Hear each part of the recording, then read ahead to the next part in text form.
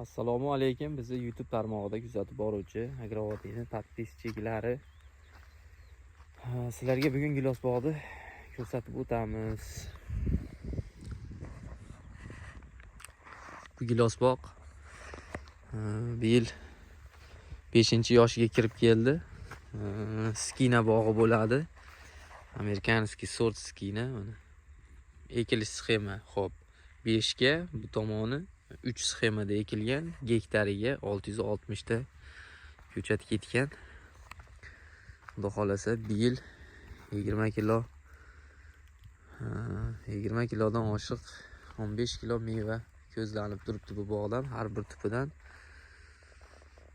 Shunda 600 ta bo'lganda ham 10 tonna atrofida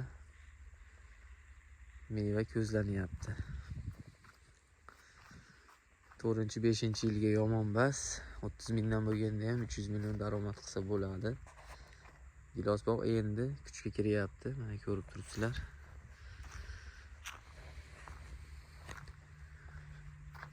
Mana hammasi mevada. Bu nav o'zini o'zi 100% ga changlaydi. Bunga changlatuvchi ekish shart emas. Gilos bog' qilaman degan aka-ukalar bo'lsa, yangi sortlarda giloslarni ko'paytirib qo'yganmiz.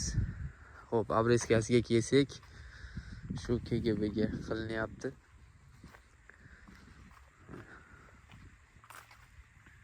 Mevaga udobniy tergani. Chunki gilos terishiga odam ko'p sarf bo'ladi. Hozir bu daraxtning ustiga birov chiqishi shart emas. Buni bemalol pastdan terib olaveradi. Ish oson bo'ladi, chunki gilos terish mayda ish bo'ladi. Mana masalan, mana shu gilosga kelsangiz oson bo'ladi terish. Mana eng tepasi mana shu yerda bo'lyapti. Bemalol terib olsa bo'ladi. Xo'p, gilos bog' qilaman degan aka-ukalar biz bilan bog'laninglar. Mevasini kelib ko'ringlar. Pastga nomerni qo'yib qo'yamiz. Videomiz yoqqan bo'lsa, like, podpiskani bosib ketinglar.